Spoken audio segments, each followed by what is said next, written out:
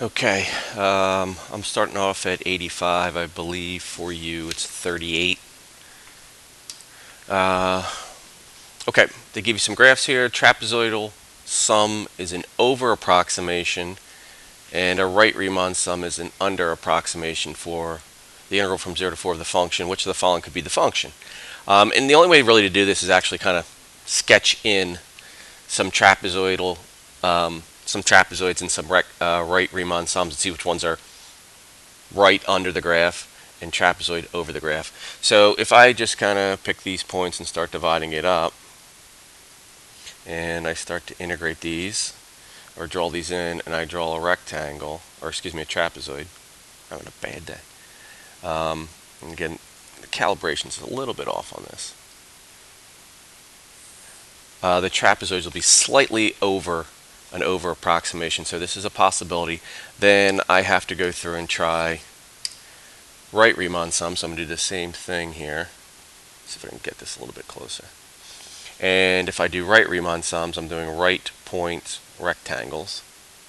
And obviously, if you see if I can draw those in, that's going to be an under approximation. So your answer is A. I'll just do one other one to show you why it doesn't work. So if I chose, let's say, I don't know, I'll choose D and show you why D doesn't work. So if I break this up, and I'm going to do right Riemann sums, if I do right points, as you can see, that's going to be an over approximation. We want it to be an under approximation. And you'd go through that procedure for A through E and check each one of them. Okay, next question. The base of a solid region, the first quadrant is bounded by the y-axis, the graph equals y equals inverse tangent of x. Alright, so to sketch this graph, and you can do it on your graphing calculator, I'm sketching first arc tangent or inverse tangent. So inverse tangent is going to look like this. And that goes, what's next? The horizontal line, y equals 3.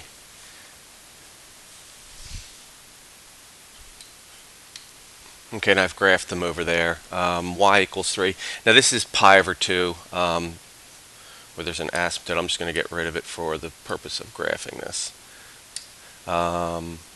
So the next graph is at y equals 3, which is up here, which would actually be above that asymptote, but again, it's not going to matter. And my line x equals 1, so x equals 1's over here somewhere. That's x equals 1. And they want this area in here.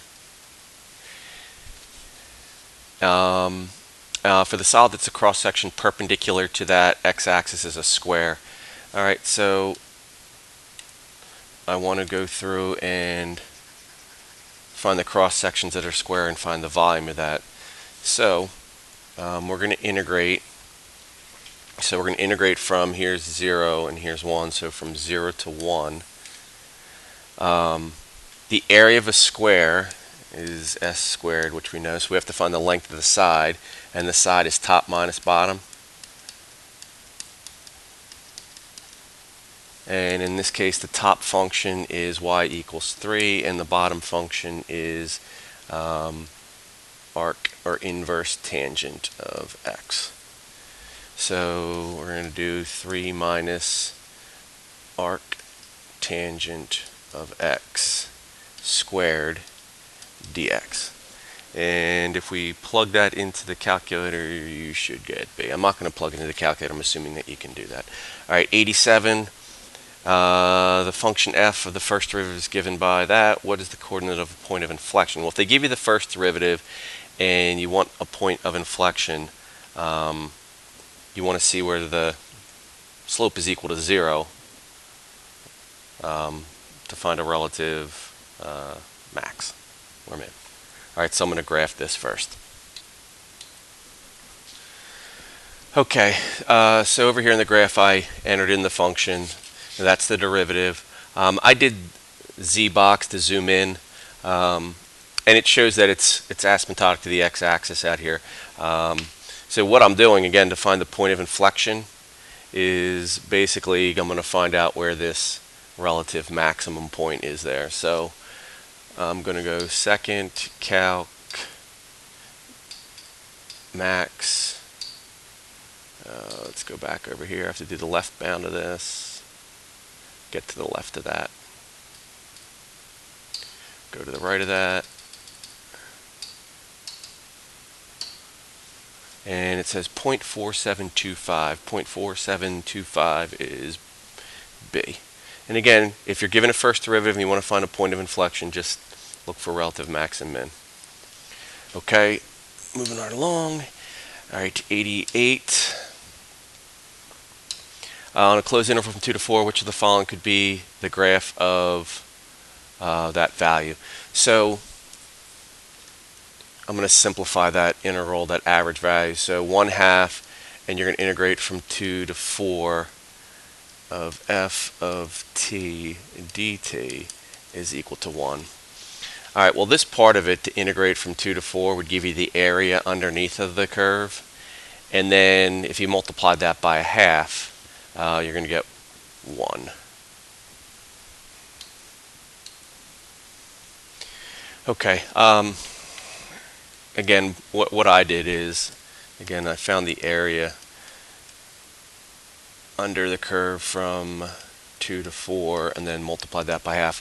Now again, for C, D, and E, you can find the area under the curve fairly simply because they're nice geometric shapes. So like if I did C, area under the curve, so I would just find the area of this rectangle, which is 1/2 base times height, which is the height's 2, the base is 1, so that's 2. So the area of this part is 1, the area of that part's 1. So that equals 2. But now I have to multiply that by 1/2 for the average value out in front, and that does in fact give us 1. You could do the same thing for this with a trapezoid and find its area. I believe once you do that, the area under the curve is 4, and you take 1/2 of that, that's 2. And then obviously this makes a nice rectangle down here. So, you could find that the answer is C. Now, what could you do for A and B? An average value is basically, again, if you remember back when we learned it, there's a rectangle that's used to represent the average height of the rectangle that basically represents the equal amount that's above and below.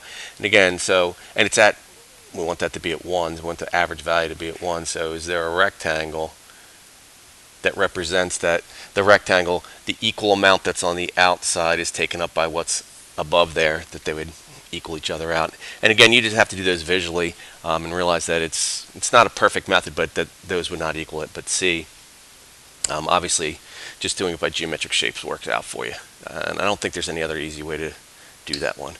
All right, 89, let f be a differentiable function. They give you f of 2. They give you the derivative at 2. So this is just the slope at 2.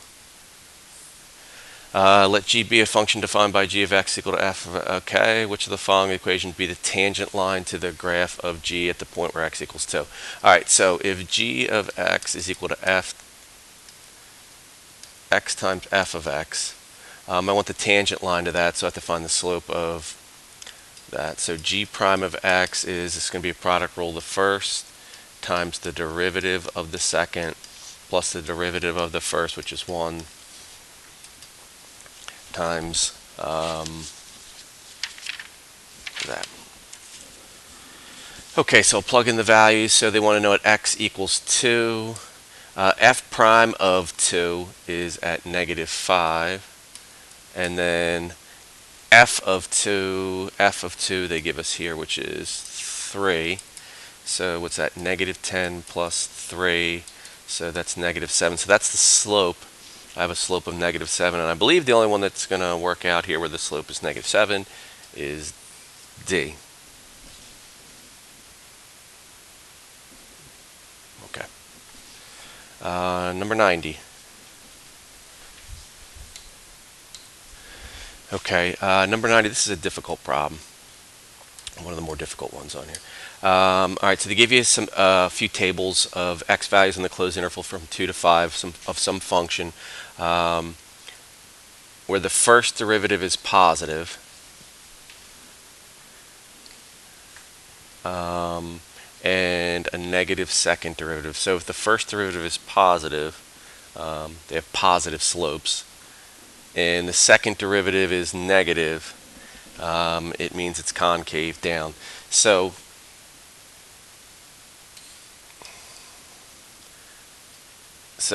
something like this.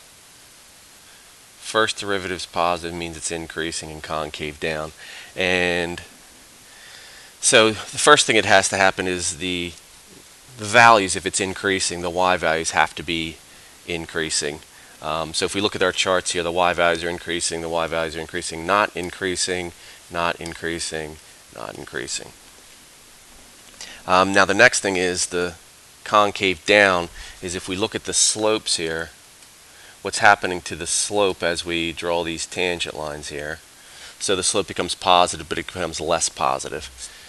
Alright, so now we have to check out the slopes. And the nice thing is when you do slope, here I'll just do an example for the first one, and then I'll do the rest, just talk our way through it.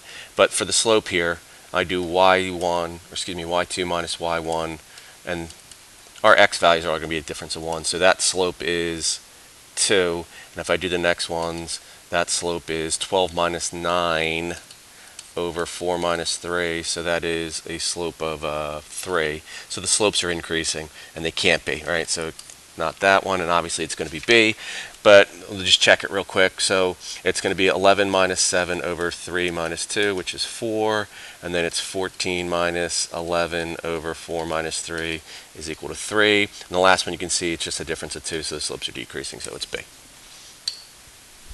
All right, 91. Particle, they give you the acceleration, and they want to know velocity. Alright, so a particle moves along the x-axis time greater than 0. There's acceleration. If the velocity of the particle is 2, so at t equals 2, the velocity is,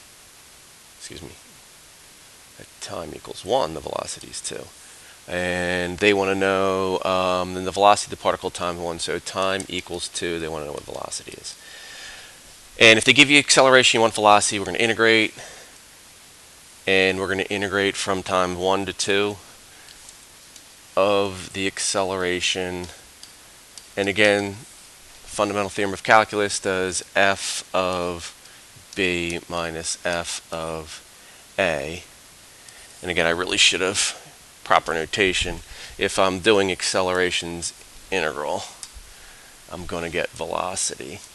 And they want me to find v of 2. So again, this is v of 1 is, plus, what's going on with my, plus the integral from 1 to 2 of acceleration is equal to v of 1. And again, just give me v of 2. I'm just going to plug this part into my calculator and get that value. And that answer is E. Okay, I think we have 2 more here. Alright, 92, let g be the function given by g of x is equal to the integral from 0 to x. On which of the following intervals is g decreasing? So the relationship here is if g of x is equal to that integral, then that right there is the derivative of g of x. So g prime of x is going to be equal to, and I'm going to take this upper bound of x and just substitute it in, of x squared. And again, what I'm going to do is enter that in y1, and I'm just going to check where the graph, if they want to know where it's decreasing, where is the first derivative less than 0. Okay, so let me graph. Okay, so I've graphed it and I just zoomed in on it again. So I went from -1 to 3. So the only place that looks like it's where it's negative, the first derivatives, is over here. So I have to find these values. So second, trace, find the zeros, and find this first one. Come on. So 1 point. Well, the only choice is D at this point, because that's my left point, so the answer is D. Alright, last one, or is that the last one? That was the last one. Okay. Thought there was 93. Okay, we're all done.